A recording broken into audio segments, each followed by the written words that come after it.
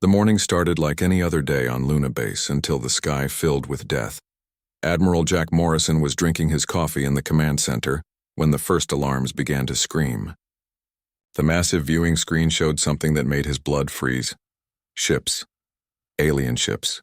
Hundreds of them, each one bigger than anything humanity had ever built. "Sir, we're getting a transmission," Lieutenant Karen Walsh said from her station. Her voice shook as she spoke. "It's coming from the largest ship." Jack looked at the main screen. The alien vessel was enormous, easily 2 kilometers long.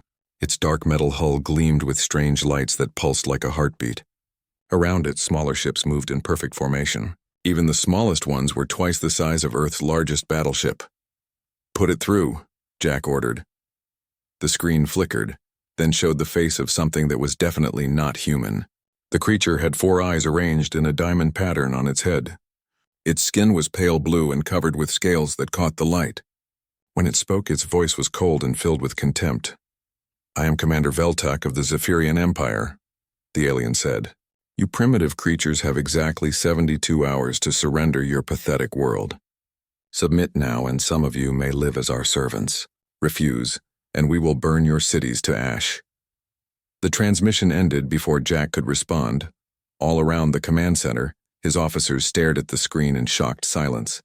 Communications Officer Lisa Bennett was the first to speak. "Sir, I'm detecting 12 capital ships in the alien fleet. Each one is showing energy readings that are off our scales. Their smallest escorts are more powerful than our best cruisers." Jack nodded grimly. He had been in the military for 30 years, but he had never faced anything like this. The aliens had appeared without warning, their ships just materializing in space around Earth's moon. No one had seen them coming. Their technology was clearly decades, maybe centuries ahead of humanity's. Captain Roy Jenkins came running into the command center. He commanded the Earth cruiser New Horizon, one of only 12 major warships in the entire human fleet. "Admiral, they just destroyed Platform 7, Roy said, breathing hard. "One shot. The entire station just gone, 3,000 people. Jack felt sick. Platform 7 had been one of their orbital research facilities. It was heavily armored and protected by the best shields humanity could build. If the aliens could destroy it with a single shot, what chance did Earth's cities have? What do we know about their technology? Jack asked Dr. Helen Wright, the base's chief science officer. Helen looked at her tablet, her face pale. "From what I can scan at this distance, their energy weapons are plasma-based, but far more advanced than anything we've theorized. Their ships seem to be protected by some kind of energy barrier that deflects our sensor beams. And sir," she paused, "I'm detecting faster-than-light drives on every ship. They could leave our system and return with reinforcements before we could blink." The reality of their situation was becoming clear. Humanity had spent the last 50 years expanding into space, building colonies on Mars and the outer moons.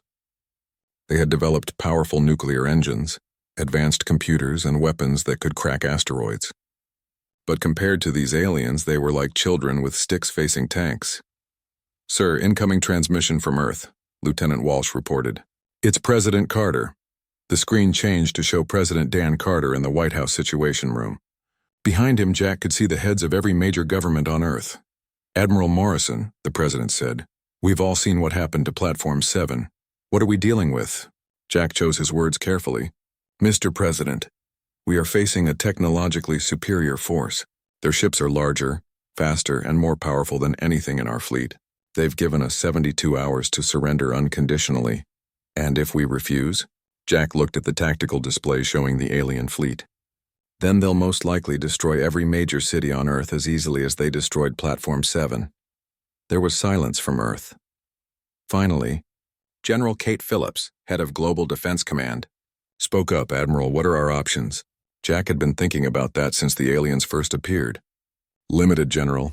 We have 47 major warships scattered throughout the system. The aliens have over 100, and each of their ships outguns our best vessels by a factor of 10 or more. In a straight fight, we'd lose completely." "Then what do you suggest?" President Carter asked. Before Jack could answer, another alarm sounded. Lieutenant Walsh looked up from her console, her face white. "Sir, the aliens are moving. 3 of their ships are heading toward Mars Colony." On the tactical display, Jack watched as the alien vessels moved with impossible grace toward the red planet. Mars Colony was home to over 2 million people. It was humanity's proudest achievement in space, a city under domes that had taken decades to build. The alien ships reached Mars orbit in minutes, their speed beyond anything human ships could achieve.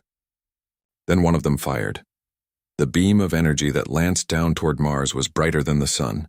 It struck the main dome of New Shanghai, the colony's capital city. The dome, designed to withstand asteroid impacts and solar storms, simply vanished, along with everything inside it. 800,000 people died in that instant. My God, someone whispered in the White House Situation Room. Jack felt rage building inside him. These aliens hadn't come to negotiate or explore. They had come to conquer, and they were willing to kill millions to prove their point. "Mr. President," Jack said, his voice steady despite his anger, "I recommend we use the next 72 hours to prepare our defenses. We may not be able to win a conventional battle, but we're not going to surrender without a fight." "What kind of defenses?" General Phillips asked. Jack looked at Captain Jenkins and Commander Bennett.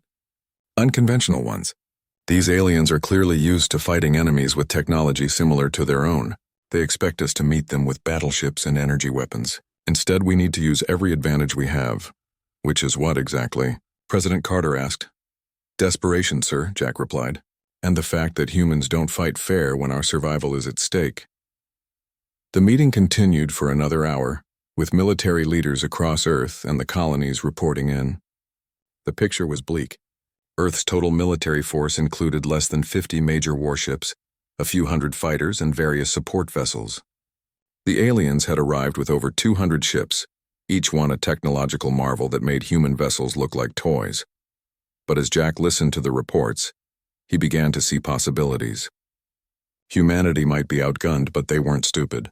They had mining ships with powerful drilling lasers, cargo haulers with massive engines, and research vessels with advanced sensors. Most importantly, they had something the aliens might not expect: the willingness to sacrifice everything to protect their species. As the day ended, Jack stood looking out at the alien fleet through the command center's main window. The ships hung in space like dark stars, their hulls gleaming with alien technology. In 70 hours, those ships would begin the systematic destruction of human civilization, unless humanity found a way to stop them. Jack turned to his staff. "I want every ship captain in the system on a secured channel in 1 hour. We're going to war, people, and we're going to fight like humans have always fought when their backs are against the wall." Outside, the alien fleet waited in perfect formation, confident in their overwhelming superiority. They had conquered dozens of worlds, and humanity would be no different. They were about to learn how wrong they were. The second day brought more death from the stars. Admiral Kiranon stood on the bridge of her flagship, the Eternal Dominion, watching the primitive human vessels scatter like frightened insects. Her four eyes tracked the movement of their pathetic ships with amusement. In her 1,000 years of service to the Zephyrian Empire, she had never encountered a species so utterly outmatched. "Status report," she commanded, her voice carrying the authority of countless victories. Sub-Commander Rextal approached with data tablets in his scaled hands. "Admiral, we have confirmed the destruction of their Mars facility. Estimated casualties 800,000. Their remaining orbital platforms have been evacuated, but they are still operational." Kiranon smiled, showing rows of sharp teeth. "Let them evacuate. Fear is a useful weapon." "What of their military response?" "Minimal, Admiral. They have pulled their largest ships back toward their homeworld, but they make no aggressive moves. Our sensors show they are using primitive fusion drives and outdated weapon systems. Their largest vessel would barely qualify as an escort in our fleet." Through the massive viewing ports of the Eternal Dominion, Kiranon could see the human homeworld below. It was a blue and green sphere, beautiful in its way, but soon it would be another conquered territory in the Empire's endless expansion. "Open a channel to all ships in the fleet," she ordered, "and make sure the signal reaches every human communication device in this system." The communication officer, a young Zephyrian with nervous movements, worked quickly at his station. "Channel open, Admiral." Kiranon stepped forward, knowing that her image was being broadcast to every screen on every human ship and colony. She wanted them to see her clearly, to understand what true power looked like. "Humans," she began, her voice carrying across space to reach billions of terrified ears. "I am Admiral Kiranon of the Zephyrian Imperial Fleet. You have witnessed our power. Your Mars colony is gone. Your orbital defenses mean nothing to us. Yet still, some among you speak of resistance. She gestured to the tactical display behind her, showing the positions of human ships throughout the system. Look at your fleet. Count your vessels. 47 warships against our 200. Your technology is centuries behind ours. Your weapons cannot penetrate our shields. Your fastest ships move like crawling insects compared to ours. The display shifted to show detailed scans of human technology. Your nuclear weapons are crude. Your energy shields are worthless. Your armor is no stronger than paper against our plasma cannons. You have nothing that can threaten us. Kiranon leaned closer to the camera. Yet I am not without mercy. Surrender now and some of you will live. Your scientists and engineers will serve our expansion efforts. Your workers will build monuments to Zephyrian glory. Your children will grow up knowing their place in the greater order of the galaxy. She straightened, her expression growing cold. But if you choose to resist, if you force us to waste time and resources on this primitive system, then we will make an example of you. Every city will burn. Every colony will be reduced to ash. Every ship will be scattered atoms in the void. The transmission ended and Kiranon turned to her tactical officer. Sub-Commander Voldan, what is the status of our fleet positioning? Voldan consulted his displays. All capital ships are in optimal formation around their homeworld. Our destroyers have taken positions near their remaining colonies. Our cruiser squadrons are patrolling the outer system. The humans have no escape route. Excellent. And their response to our demonstration on Mars? Panic on most worlds, Admiral. But their military leaders are still organizing some form of resistance. Our intelligence indicates they are gathering their ships near their moon. Kiranon walked to the great viewing window and looked down at the human fleet. From this distance, their ships looked like toys. The largest human vessel, something they called a battleship, was smaller than a Zephyrian escort. Their weapons were laughably primitive. Their shields flickered and sparked with instability. Admiral, Voldan said, shall we begin the final assault? Our forward scouts report that human morale is breaking. Many of their colonies are already broadcasting surrender signals. Kiranon considered this. Part of her wanted to end this quickly. The Zephyrian Empire had other systems to conquer, other species to subjugate. This backwater system with its single inhabited world was hardly worth the time she was spending on it, but there was value in making an example. The galaxy was vast, and there were always primitive species who thought they could resist the Empire. A thorough demonstration of Zephyrian power here would save time and lives in future conquests. No, she decided. We will wait the full 72 hours.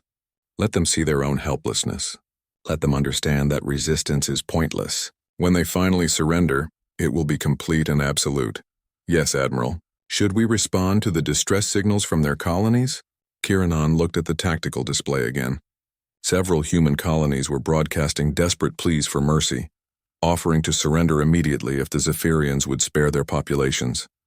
Ignore them. They will surrender when their homeworld surrenders. Until then, let them fear. On the bridge below, junior officers went about their duties with practiced efficiency. The Eternal Dominion was a masterpiece of Zephyrian engineering. 2 kilometers of advanced technology that could destroy planets or cross the galaxy in a matter of days. Its crew of 3,000 were among the Empire's finest warriors. Admiral, the sensor officer called out, I'm detecting increased activity among the human ships. They appear to be regrouping. Kiranon moved to the sensor station and looked at the displays. The human fleet was indeed moving, but their formation made no tactical sense.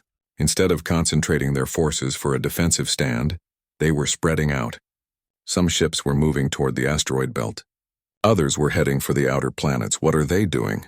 She wondered aloud. Voldan studied the readings. It appears to be some form of dispersal pattern. Perhaps they are trying to make it harder for us to target them all at once. Foolish. Do they think they can hide from our sensors? Kiranon laughed. Track every vessel. When the time comes, we will destroy them no matter where they run. Yes, Admiral. Should we move to intercept? No. Let them exhaust themselves with pointless maneuvers. Their ships are slow and their fuel is limited. They will come crawling back to defend their homeworld when we begin our final attack. But as the hours passed, the human movements became more puzzling. Instead of the panicked flight Kiranon expected, the humans seemed to be following some kind of plan. Their ships moved with purpose, taking positions throughout the system that served no obvious defensive function. Admiral, the intelligence officer reported. "We're intercepting human communications. They appear to be implementing something called Operation Hornet's Nest." "What does that mean?" "Unknown, Admiral. Their communication codes are primitive but numerous. We're having difficulty breaking their encryption." Kiranon frowned. The humans were up to something, but what could they possibly be planning? They had no secret weapons, no hidden fleets, no allies coming to their rescue. Her scouts had confirmed that this was an isolated system with no contact with other intelligent species. "Continue monitoring," she ordered, "and maintain full battle readiness. These humans may be primitive, but cornered animals sometimes do unexpected things." As the second day ended, the human fleet had spread throughout the solar system in a pattern that defied conventional military logic. Some ships had disappeared entirely from Zephyrian sensors, presumably hiding behind planets or in asteroid fields. Others maintained positions that seemed designed more to confuse than to defend. Kiranon stood on her bridge, looking down at the blue world that would soon be hers. In her long military career, she had seen many species choose to fight rather than surrender. All of them had been destroyed. But something about the human deployment pattern bothered her.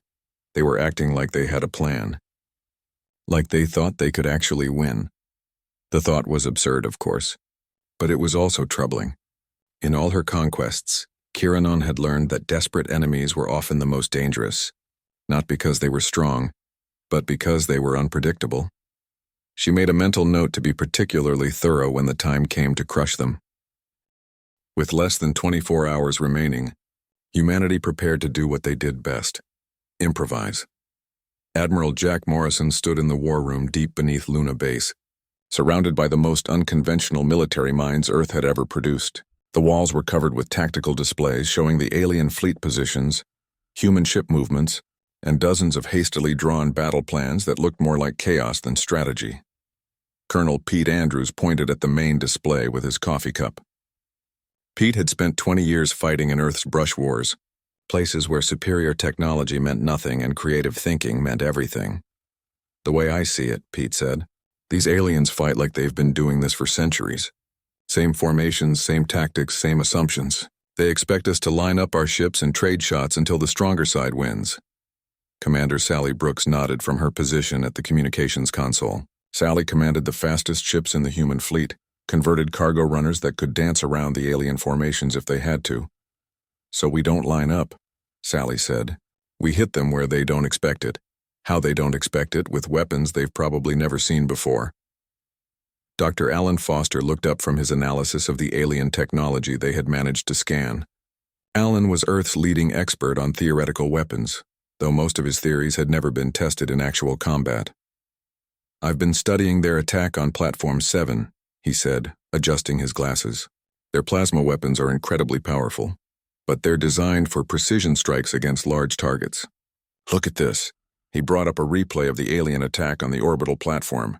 The energy beam had been perfectly focused, designed to punch through heavy armor and shields.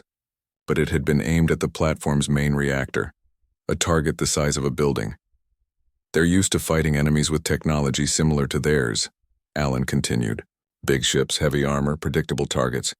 But what if our targets aren't predictable?" Captain Jenny Walsh had been quiet during most of the meeting, but now she spoke up. Jenny commanded a reconnaissance squadron that had been shadowing the alien patrol routes for the past 2 days. "I've been watching their movements," she said. "They fly in perfect formations. Every ship maintains exact distance and heading relative to the others. It's beautiful, actually, like a dance. But it's also completely rigid." Jack studied the patrol data Jenny had gathered. She was right. The alien ships moved with mathematical precision, never deviating from predetermined patterns. It was the mark of a highly disciplined military force, but it was also a potential weakness. "What are you thinking, Jenny?"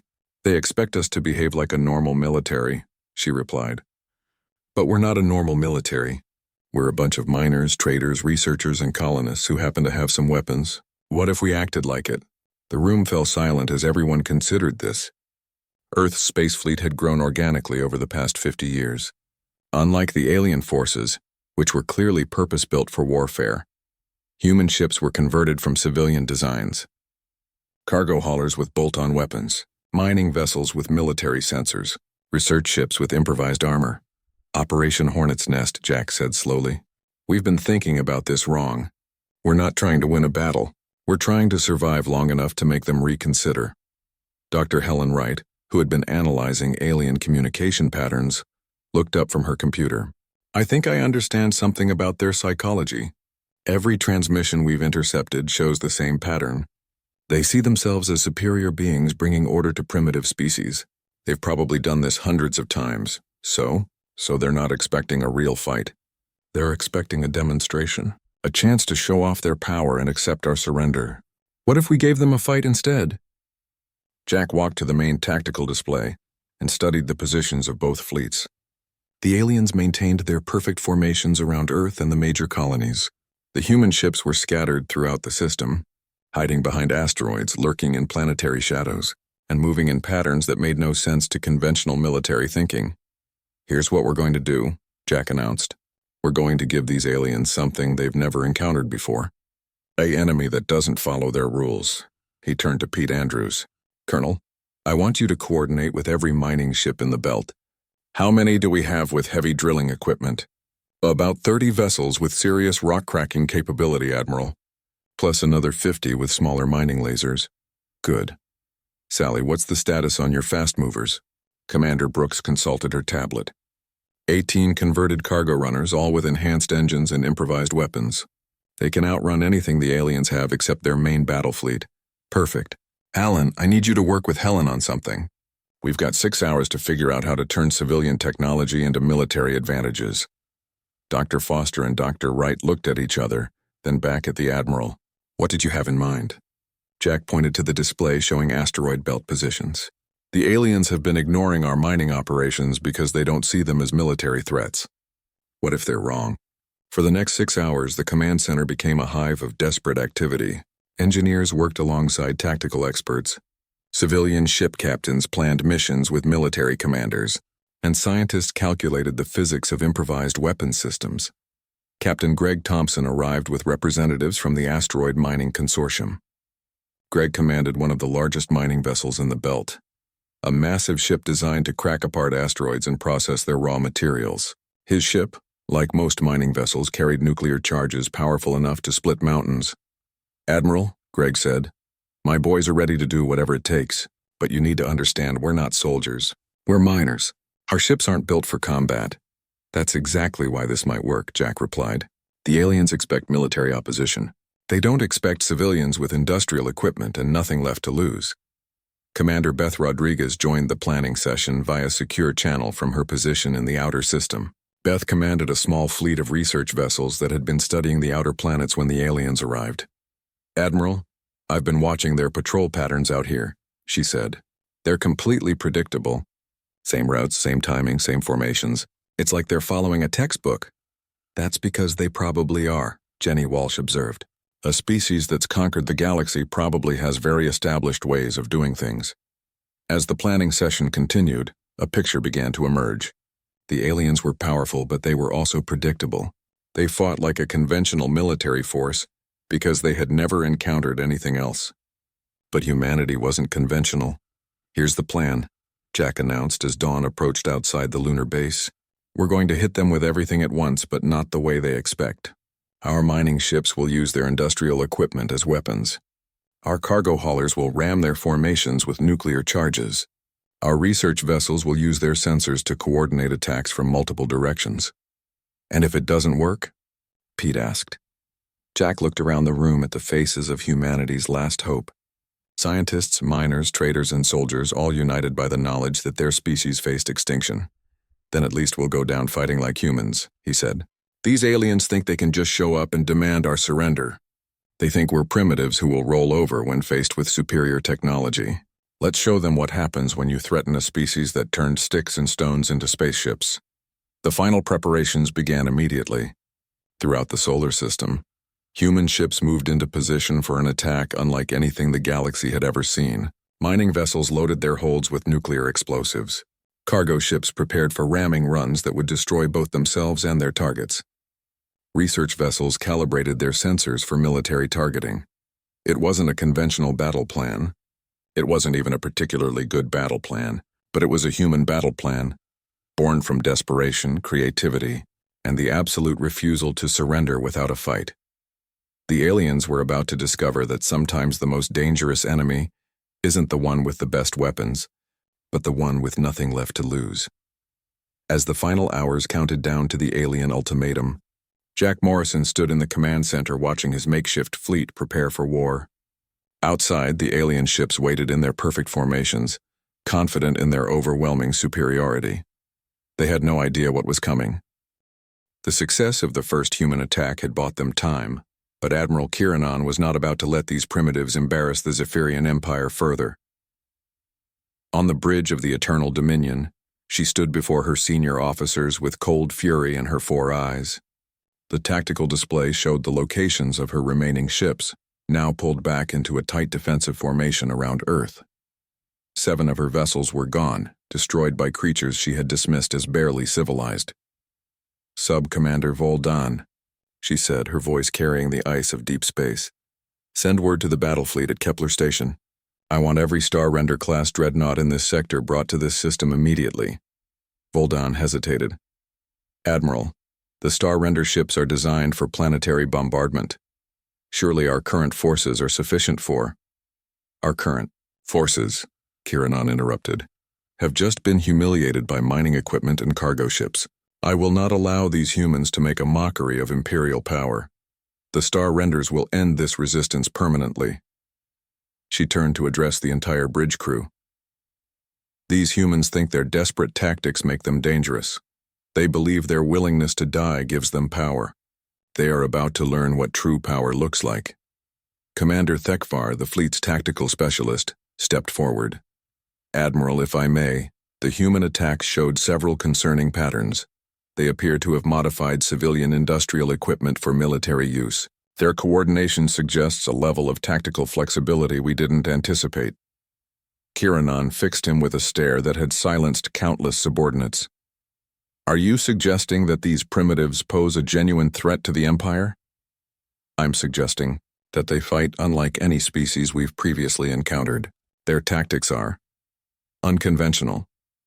Then we will show them the futility of unconventional tactics against overwhelming force."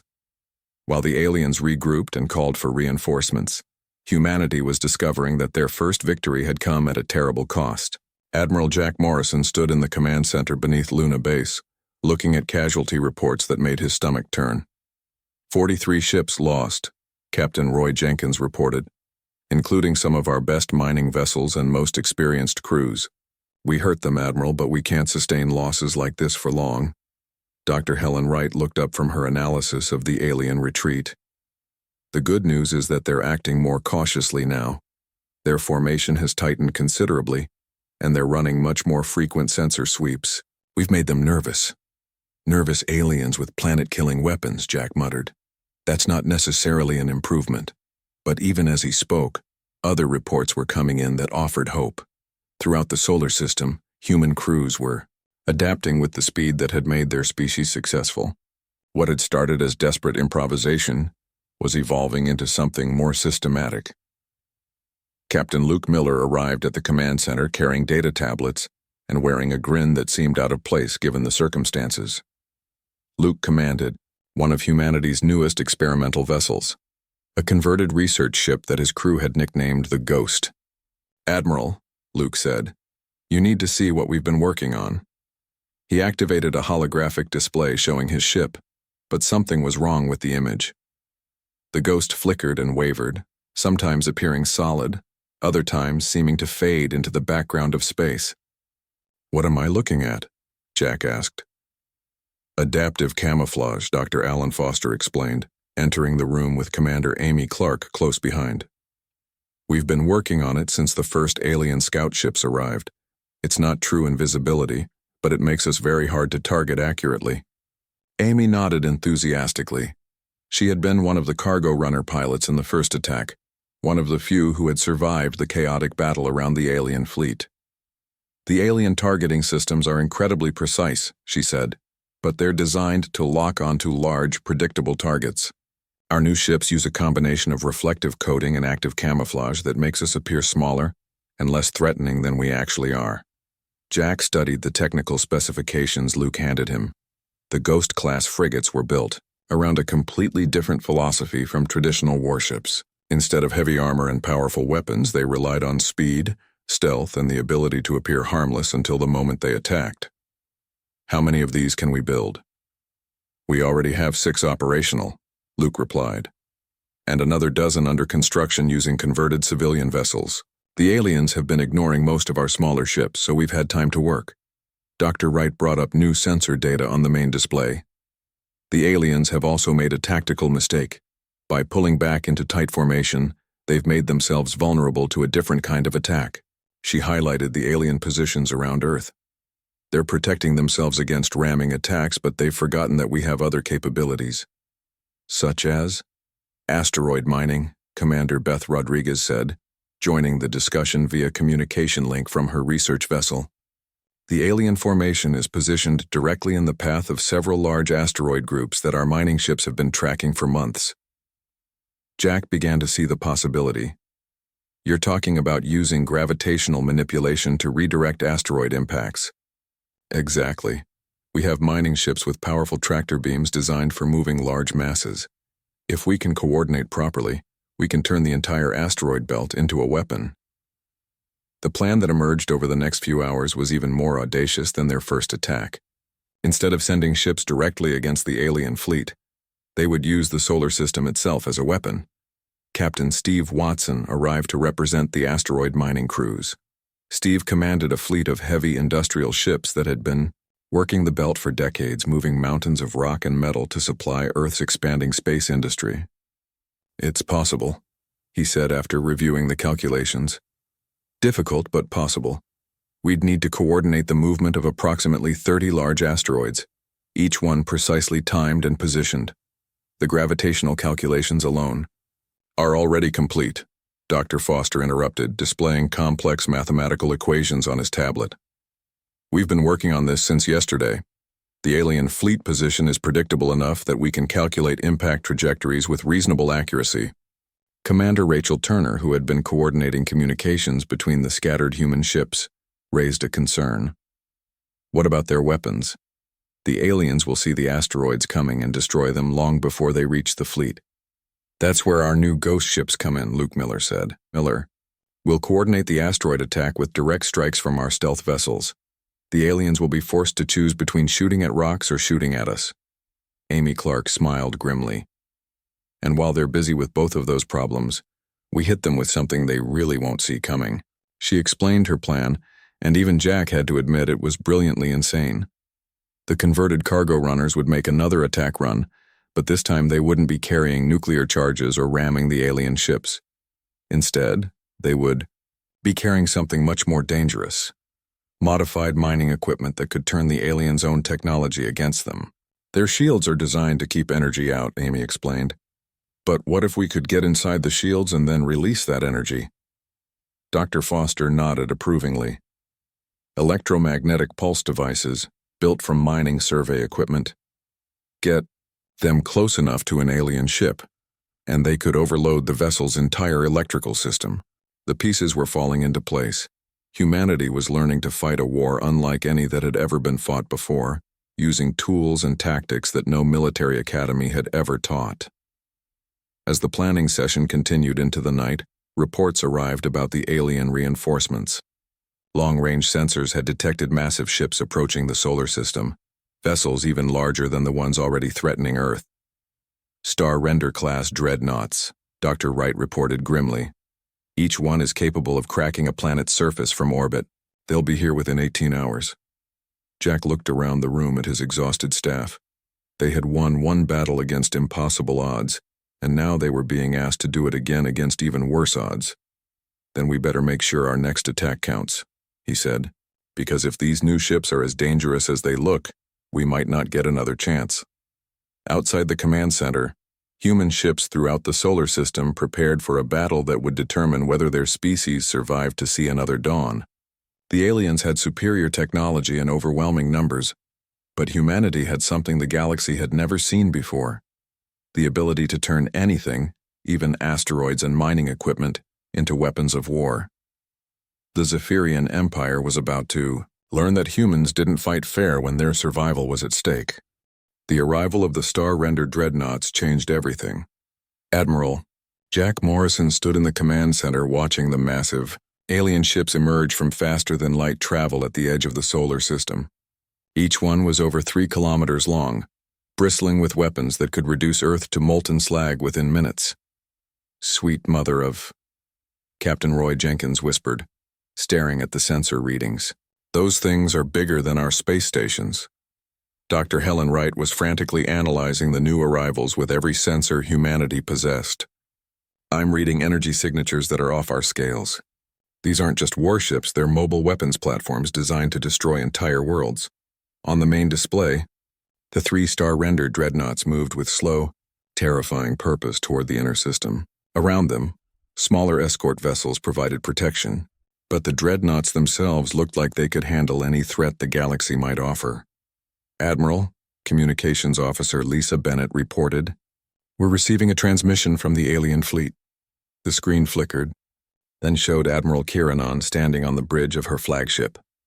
Behind her, the command displays showed the positions of her reinforced fleet, now including the world-killing dreadnoughts.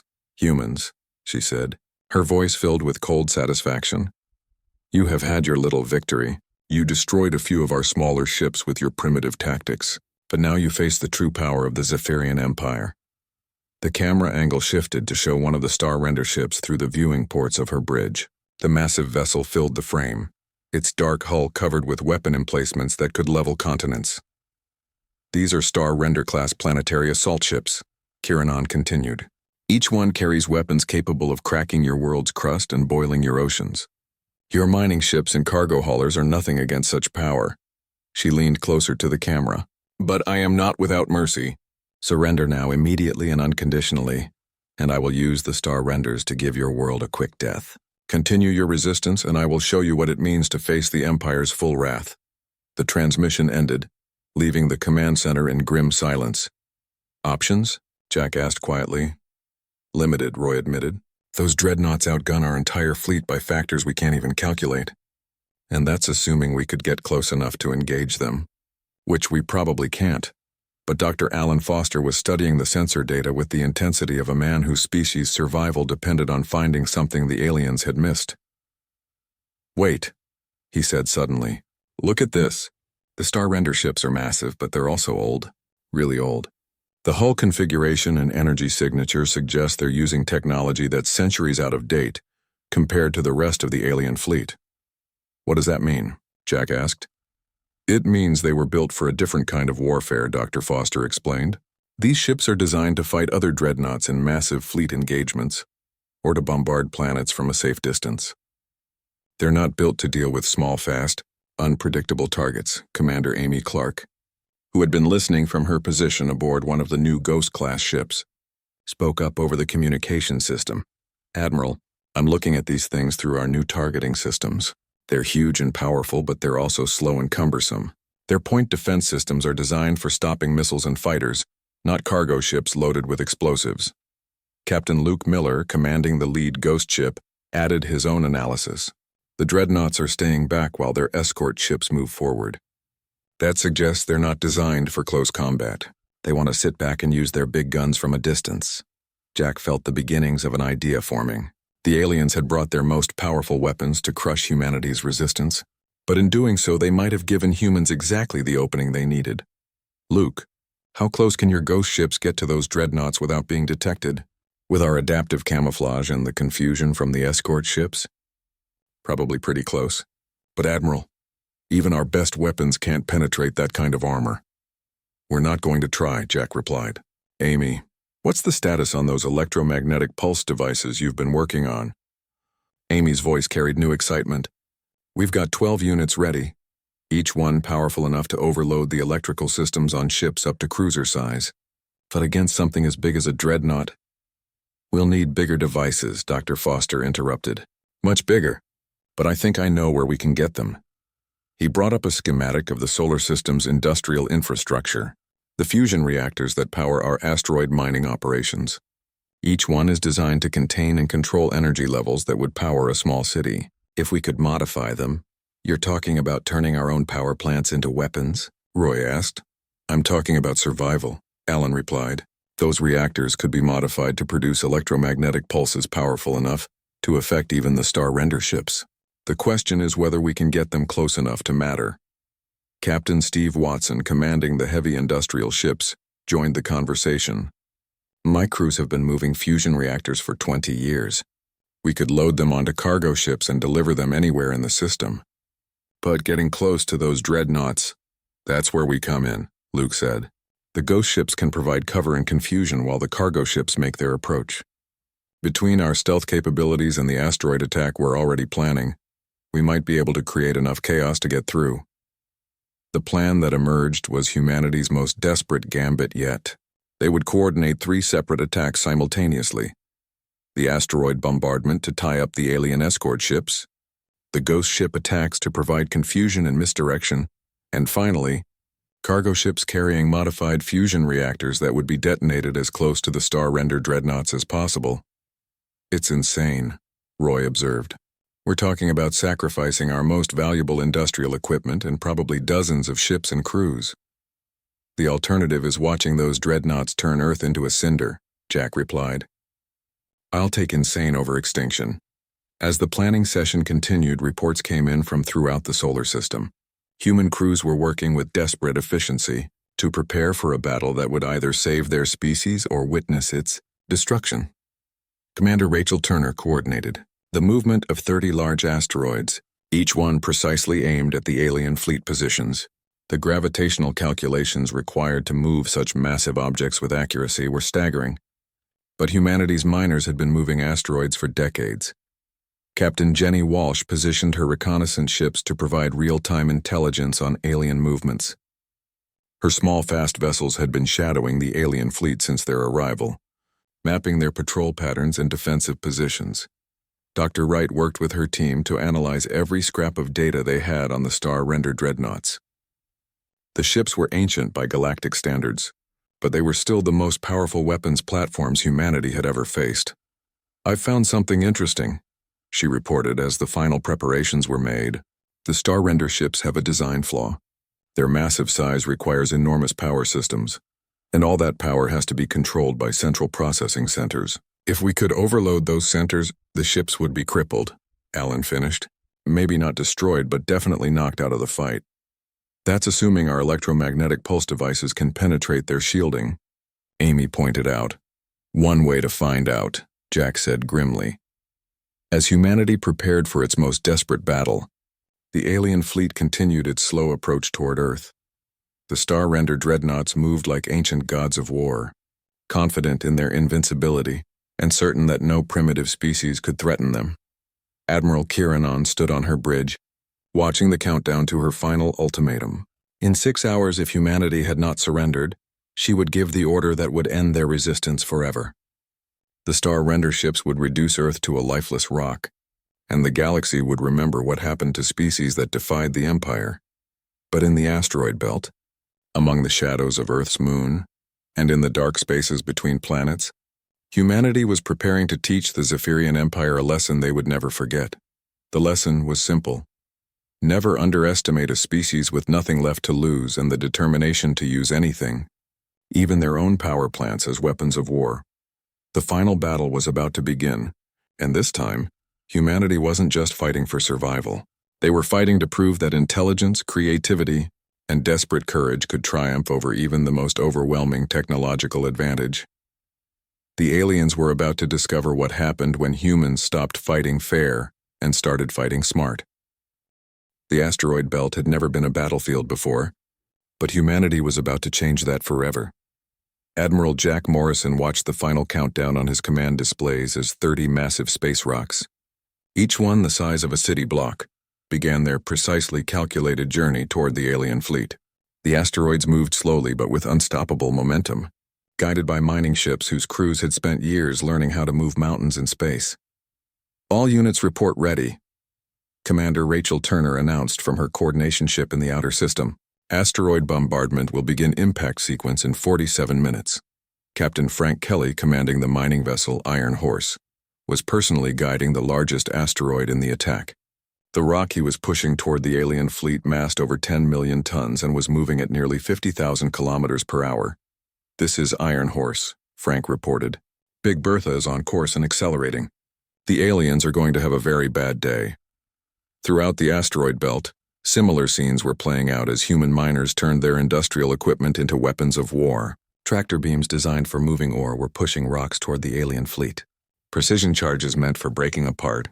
Asteroids for processing were being used to aim massive projectiles with deadly accuracy. The aliens detected the incoming asteroids exactly as the humans had planned. The bridge of the Eternal Dominion. Admiral Kiranon stared at her tactical displays in disbelief. Sub-Commander Voldan, confirm these readings. Are the humans actually throwing rocks at us? Confirmed, Admiral. 31 large asteroids, each massing between 5 and 15 million tons, are on collision courses with our fleet positions. Estimated impact in 43 minutes. Kiranon felt a moment of something she hadn't experienced in centuries. Admiration for her enemy's audacity. The human tactic was primitive beyond belief, but it was also effective. Each asteroid carried enough kinetic energy to severely damage even a star-rendered dreadnought. All ships prepare to intercept asteroid bombardment. Focus all long-range weapons on the incoming projectiles. The Zephyrian fleet responded with practiced efficiency. Energy weapons that could vaporize mountains began tracking the incoming asteroids, and the first rocks disappeared in brilliant flashes of light as plasma beams tore them apart. But the humans had planned for this response. Phase 2. Execute, Admiral Morrison ordered from his command center. Captain Luke Miller and his squadron of Ghost-class ships had been waiting in the shadows of Earth's moon, their adaptive camouflage making them nearly invisible to alien sensors. Now they moved toward the alien fleet, taking advantage of the confusion created by the asteroid bombardment. Ghost leader to all ships, Luke announced. The aliens are busy shooting at rocks. Time to show them what real targets look like. The ghost ships moved through space like hunting predators, their stealth systems making them appear as nothing more than sensor ghosts to the alien targeting computers. Behind them, cargo ships carrying modified fusion reactors followed in their wake. Commander Amy Clark piloted her converted cargo runner through the chaos of the battle, dodging fragments of destroyed asteroids and staying in the sensor shadow of Luke's ghost ship. In her cargo hold, a fusion reactor that had once powered an entire asteroid mining station was now rigged to produce an electromagnetic pulse that could cripple a dreadnought. Amy, to all cargo units, she broadcast on a shielded frequency. We're getting close.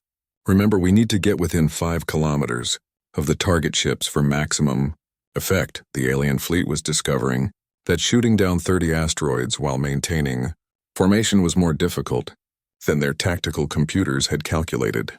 Several of the massive rocks slipped through their defensive fire, forcing Zephyrian ships to break formation and maneuver frantically to avoid collision. Admiral, Voldan reported, his voice tight with stress. We've destroyed 22 of the incoming asteroids, but the remainder are going to impact our formation. I recommend immediate fleet dispersal. Denied, Kiranon replied firmly. Maintain formation and continue bombardment. These are just rocks. Our shields can handle the impact. She was about to learn that human rocks moved faster and hit harder than anything the Zephyrian Empire had encountered before. The first asteroid to reach the alien fleet was one of Frankie Kelly's smaller projectiles, a mere 3 million-ton chunk of iron and nickel, moving at nearly 60,000 kilometers per hour. It struck the shields of a Zephyrian cruiser with the force of a nuclear explosion. The alien shields held for exactly 1.7 seconds before collapsing under the massive kinetic impact. The asteroid punched through the ship's hull like a bullet through paper, and the cruiser broke apart in a chain of secondary explosions. Direct hit, Rachel Turner reported from her observation post. Enemy cruiser destroyed. 7 more asteroids still incoming, but the real surprise came when the aliens were completely focused on the asteroid bombardment and the obvious threat of cargo ships loaded with explosives. Captain Jenny Walsh and her reconnaissance squadron had been waiting for this moment. Her small, fast ships had been ignored by the alien fleet as harmless scouts, but Jenny had spent the last week modifying her vessels with equipment that the aliens had never seen before. Recon Squadron, she announced. Activate the surprise packages. Each of Jenny's ships carried mining survey equipment that had been modified by Dr. Foster's team. Instead of detecting mineral deposits in asteroids, the sensors had been reconfigured to map the internal structure of Zephyrian vessels. And instead of passive scanning, They now projected focused electromagnetic fields that could interfere with alien ship systems. The effect was immediate and devastating. Throughout the alien fleet, ships began experiencing power fluctuations and system failures as their electrical systems were bombarded by precisely tuned electromagnetic interference. Navigation systems flickered, weapon targeting became erratic, and shield generators struggled to maintain power. "What's happening to our ships?" Kiranon demanded as alarms began sounding throughout her fleet. "Unknown form of attack, Admiral. Our ships are experiencing widespread electrical interference. It appears to be coming from the small human reconnaissance vessels." For the first time in her military career, Admiral Kiranon found herself facing an enemy that didn't fight according to any tactical doctrine she understood. The humans used mining equipment as weapons, threw asteroids like artillery shells, and turned survey sensors into electronic warfare devices. "Focus all available weapons on those reconnaissance ships," she ordered. But as her fleet turned their guns on Jenny's squadron, the real attack began. Luke Miller's ghost ships dropped their camouflage and revealed themselves directly alongside the 3-star render dreadnoughts. The massive alien ships had been so focused on the obvious threats that they had never detected the stealth vessels moving into close range. "All ghost ships," Luke announced. "Weapons free. Target the dreadnought's primary power systems." The ghost ships opened fire with weapons that looked pathetic compared to the massive guns of the star render vessels. But the human weapons weren't designed to penetrate armor or overwhelm shields. They were designed to create confusion and provide cover for the real attack. Amy Clark and her cargo ships raced toward the dreadnoughts through the chaos of the battle.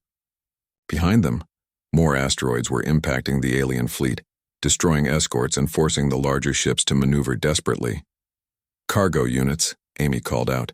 "We have one chance at this. Get as close as possible before detonating the reactors." The lead cargo ship, piloted by Captain Terry Johnson, was the first to reach optimal range. His vessel, loaded with a fusion reactor capable of powering a small city, dove toward the closest star-render dreadnought. "Terry to all ships," he broadcast. "It's been an honor serving with you. Tell my family I died fighting." His ship slammed into the dreadnought's hull and detonated. The explosion wasn't nuclear, but it was something far more dangerous to the alien vessel.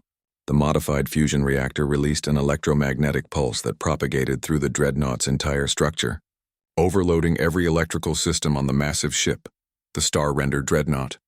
3 kilometers of advanced alien technology went dark. Its weapons fell silent, its shields collapsed, and its engines died.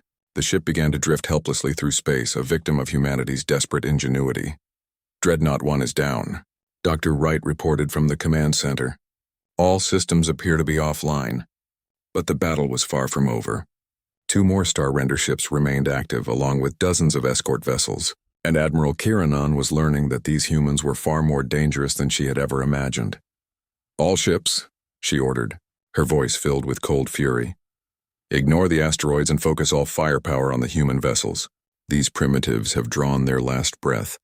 The final phase of the battle was about to begin, and humanity was about to discover whether their desperate tactics could overcome the most advanced military force in the galaxy. The final battle raged around Earth itself, with humanity's survival hanging in the balance. Admiral Kiranon stood on her bridge watching her mighty fleet being systematically dismantled by creatures she had dismissed as primitive insects. 1 star-render dreadnought drifted powerless through space, victim to a human tactic no military academy had ever taught. Her escort fleet was scattered and damaged by asteroids moving faster than artillery shells, and somehow impossibly the humans were winning. "Status report," she demanded, her voice carrying barely controlled fury. Sub-Commander Voldan consulted his damage reports with shaking hands. "Admiral, we've lost 1 dreadnought to complete system failure, 11 destroyers to asteroid impacts or ramming attacks, and 6 cruisers to various forms of human weapons. Our remaining forces are approximately 60% combat effective." 60%. The Zephyrian Empire's finest fleet had been reduced to 60% effectiveness by mining ships, cargo haulers, and modified industrial equipment. It was impossible. It was humiliating. And it was happening right before her eyes. The remaining dreadnoughts, Star-Render 2 and 3, are still operational, but they're reporting electrical interference from the human reconnaissance vessels. Targeting accuracy is down by 40%. Admiral Jack Morrison watched the battle unfold from his command center, hardly believing what he was seeing. His desperate plan was actually working. The alien fleet, which had seemed invincible just hours before, was in chaos. But he knew the fight wasn't over yet. "Status on our forces?" he asked. Captain Roy Jenkins consulted his displays with grim satisfaction. "We've lost about 30 ships, including most of our heavy mining vessels. But Admiral, we've taken down more than 20 alien ships, including one of those monster dreadnoughts." The tactical display showed the current positions of both fleets. The aliens had pulled back into a tight defensive formation around Earth, while human ships darted in and out of their formation like angry hornets attacking a bear. "Sir," Dr. Helen Wright reported, "I'm detecting a pattern in the alien fleet movements. They're not just defending anymore. They're trying to position for a final attack on Earth itself." Jack studied the alien formation and realized she was right. Despite their losses, the aliens still had enough firepower to devastate Earth's surface. Admiral Kiranon was preparing to end the battle the only way she knew how, by destroying the thing humans were fighting to protect. "All ships," Jack ordered. "This is it. They're going to try to bombard Earth directly. We stop them here or we don't stop them at all." Throughout the solar system, the survivors of humanity's makeshift fleet responded to the call. Mining ships that should have been hauling ore prepared for final ramming runs. Cargo vessels that should have been carrying supplies loaded themselves with every explosive device they could find. Research ships that should have been studying distant stars turned their sensors into weapons. Captain Luke Miller's Ghost Squadron had taken heavy losses, but the surviving ships moved to intercept the alien formation. Their stealth systems were failing after hours of combat, but they still had surprise on their side. "Ghost leader to all units," Luke announced. "We're outnumbered, outgunned, and probably out of our minds. But we're not out of fight." His ships dove toward the 2 remaining Star-Render dreadnoughts, their weapons firing everything they had. The massive alien ships responded with devastating firepower. But the ghost ships were small and fast, and their pilots had learned to fight like their lives depended on it. Because they did. Commander Amy Clark led the final cargo ship attack, her vessel loaded with the last modified fusion reactor humanity had been able to prepare. Around her, the space between Earth and the alien fleet was filled with debris from destroyed ships and the fragments of shattered asteroids. "Amy to Admiral Morrison," she broadcast, "I'm making my run on the second dreadnought. If this works, that leaves one more." "Understood, Amy. Good luck." Amy pushed her engines to maximum and raced toward the massive alien ship. Its point defense systems turned toward her, filling space with energy beams designed to vaporize small targets. But human cargo ships had been dodging space debris for decades, and Amy knew every evasive maneuver that had ever been invented. Her ship took hits that would have destroyed a military vessel, but cargo haulers were built tough. She made it to within 2 kilometers of the dreadnought before her ship finally came apart under the alien fire. The fusion reactor detonated as her ship died, sending another electromagnetic pulse through the alien vessel's systems. The second Star-Render dreadnought joined its sister ship in powerless darkness, drifting helplessly through space. "Dreadnought 2 is down," someone shouted over the communication channels, but Admiral Kiranon still had 1 Star-Render ship left, along with dozens of smaller vessels, and she had finally lost all patience with human resistance. "All ship," and she ordered, "forget the human fleet. Target their homeworld directly. Reduce it to molten rock." The third dreadnought, Star-Render 3, turned its massive weapons toward the blue world below. The ship's primary guns could crack continents and boil oceans. Earth's cities, with their billions of people, would be defenseless against such power. But as the alien ship prepared to fire, something impossible happened. The human fleet, instead of scattering or retreating, moved directly between the dreadnought and Earth. Every surviving ship, from the smallest reconnaissance vessel to the largest remaining mining ship, positioned itself in the line of fire. "What are they doing?" Subcommander Voldan asked in confusion. Admiral Kiranon understood immediately. "They're shielding their world with their own ships. They would rather die than see their planet destroyed." Captain Frank Kelly, his mining ship badly damaged but still operational, spoke for all of humanity in that moment. "You want to destroy Earth?" He broadcast to the alien fleet. "You'll have to go through us first. Every last one of us." The human ships formed a living barrier between the aliens and their homeworld, each crew knowing that they were about to die but refusing to move aside. It was the most desperate act of courage the galaxy had ever witnessed, and it gave Admiral Morrison the opening he had been waiting for. All ships with ramming capability, he ordered. Execute final attack pattern. Take out that last dreadnought. The surviving human vessels, led by the remnants of Luke Miller's Ghost Squadron, dove toward the alien formation in one last coordinated attack. They had no chance of survival, but they didn't need to survive. They just needed to win.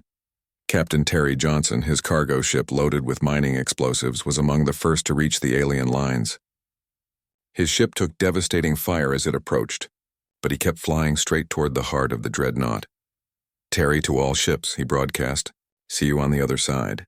His ship, along with 6 others, slammed into Star Render 3 simultaneously. The combined explosions tore through the massive alien vessel's hull, and the pride of the Zephyrian fleet began to break apart. As the 3rd dreadnought died, something extraordinary happened. The remaining alien ships, faced with the complete destruction of their most powerful vessels and the absolute determination of human resistance, began to withdraw. Admiral Kiranon, standing on the bridge of her damaged flagship, made a decision that would have been impossible just days before. "All ships," she ordered quietly, "cease fire and withdraw to minimum engagement range." For the first time in the Zephyrian Empire's long history, one of their fleets was retreating from a primitive species. Admiral Morrison couldn't believe what he was seeing. "They're pulling back. The alien fleet is withdrawing from Earth orbit." The communication channels filled with cheers from the surviving human crews. They had done it. Against impossible odds, using nothing but converted civilian ships and desperate courage, humanity had defeated the most advanced military force in the galaxy. But the victory came with a terrible cost. Of the 47 major ships that had begun the battle, only 11 remained operational. Thousands of brave men and women had died in the defense of their world. As the immediate celebration died down, a new communication signal reached the human fleet. Admiral Kiranon appeared on their screens, but she looked different now. Gone was the arrogant certainty that had marked her earlier transmissions. Instead, there was something that looked almost like respect in her 4 eyes.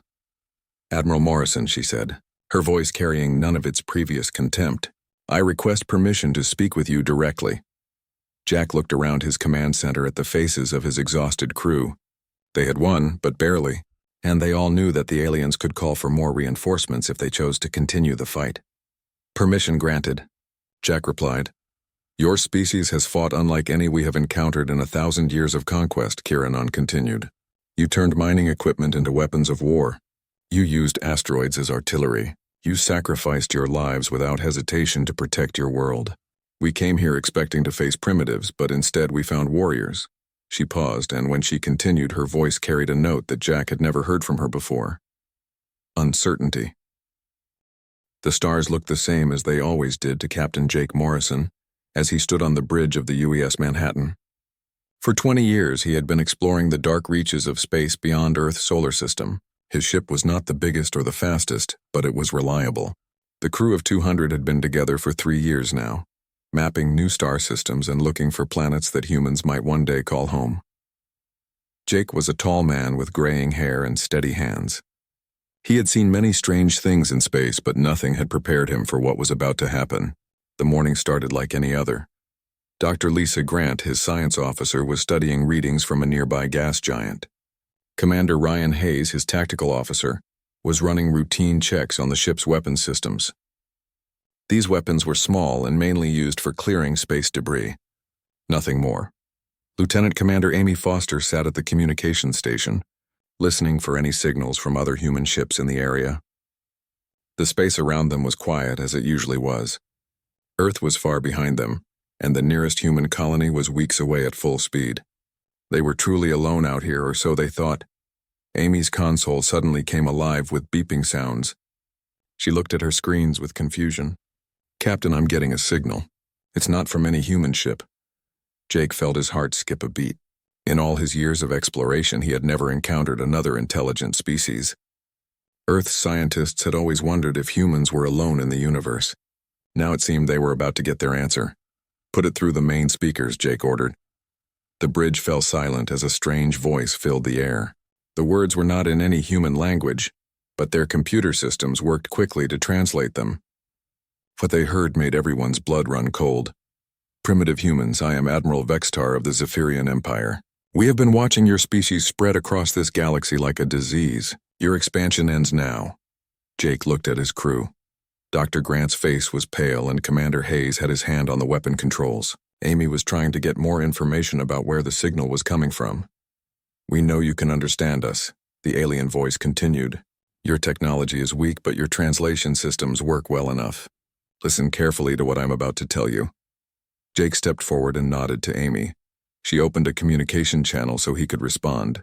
"This is Captain Jake Morrison of the United Earthship Manhattan. We come in peace. We mean no harm to you or your people." The alien's response was something that sounded like laughter, but colder and more frightening than anything Jake had ever heard. "Peace?" Admiral Vextar said. "You speak of peace while you spread across our galaxy, claiming worlds that do not belong to you. Your species has expanded far enough. We demand the immediate surrender of all human colonies beyond your home solar system. You will also cease any further expansion into space." Dr. Grant leaned over to Jake and whispered, "Our sensors are picking up massive energy readings near Jupiter. Something big is moving in our solar system." Jake's hands tightened into fists. These aliens were not just making threats. They had somehow entered human space without being detected. "Admiral Vextar, humanity has the right to explore and settle where we choose. We have not attacked anyone or taken anything that belonged to another species." "Rights?" the alien voice replied. "You speak of rights as if you have any power to claim them. Let me show you how wrong you are." The main screen on the bridge flickered and then showed an image that made everyone gasp. 12 enormous ships hung in space near Jupiter, each one larger than any human vessel ever built.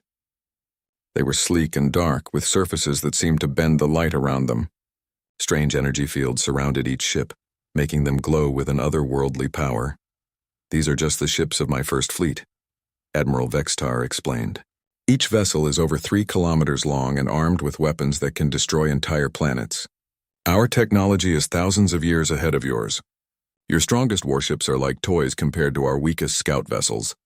Commander Hayes ran quick scans of the alien ships from their position near Saturn.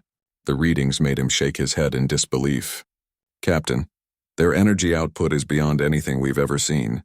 Each of those ships produces more power than all of Earth's cities combined." Jake tried to stay calm, but inside he felt fear growing. These aliens had technology that humans could not match. Their ships were huge and powerful, and they had appeared in human space without any warning. Worse yet, they were demanding that humanity give up its colonies and stop exploring space. "What do you want from us?" Jake asked. "Your complete surrender," Admiral Vextar replied. "All human colonies beyond Earth's solar system must be abandoned immediately. Your exploration ships will return to Earth and never leave again. Your species will remain in your home system for the rest of time." Dr. Grant was studying the alien ships carefully. She noticed something interesting about their design. They were built to look scary and impressive, but there might be weaknesses too. She would need more time to study them properly. "And if we refuse?" Jake asked, though he already feared the answer. "Then we will destroy every human settlement in the galaxy," the alien admiral said with no emotion in his voice. "We will turn your colonies to dust and make sure your species never again leaves its home world. We have done this to other species before. You are not special." The bridge was completely quiet except for the humming of the ship's systems.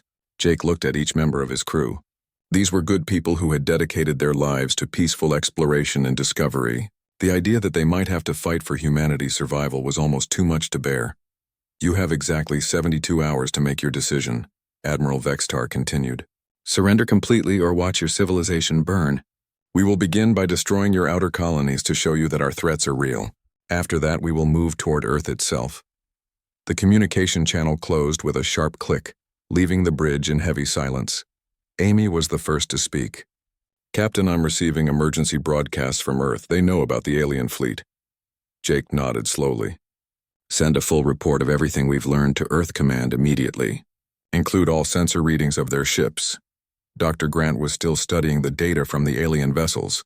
"Captain, there's something strange about their ship designs. They're definitely powerful, but they seem to be built more for showing off than for actual fighting." "What do you mean?" Commander Hayes asked. "Look at this," she said, putting her readings on the main screen. "Their ships are huge and impressive. but they don't seem to have much armor in certain areas. It's like they expect their enemies to be scared and surrender before any real fighting starts. Jake studied the information carefully. It was not much hope, but it was something. Keep analyzing their ships, Lisa. Any weakness might be important later. He turned to Commander Hayes. Ryan, I want you to run full diagnostics on all our systems. Make sure everything is working perfectly. Amy, monitor all communications. I want to know everything Earth Command is planning, and try to intercept more alien transmissions if you can. As his crew worked, Jake stared at the image of the alien fleet on the main screen. 12 massive ships that could destroy entire planets were now in human space, threatening everything humanity had built. In 72 hours, his species would have to choose between surrender and destruction. But Jake had not spent 20 years exploring space just to give up now. Somewhere in the back of his mind, he hoped that humanity had more fight in it than these aliens expected. He hoped that Earth had some kind of plan, some way to defend against this threat. The next 3 days would determine whether humans would remain free to explore the stars, or whether they would become prisoners in their own solar system forever. The Zephyrian Empire has rules for dealing with species that demonstrate such courage and ingenuity. We offer you not subjugation, but alliance. Join the Empire as equals, not as servants. Dr. Helen Wright stepped forward. And if we refuse, then we withdraw from your system and repo.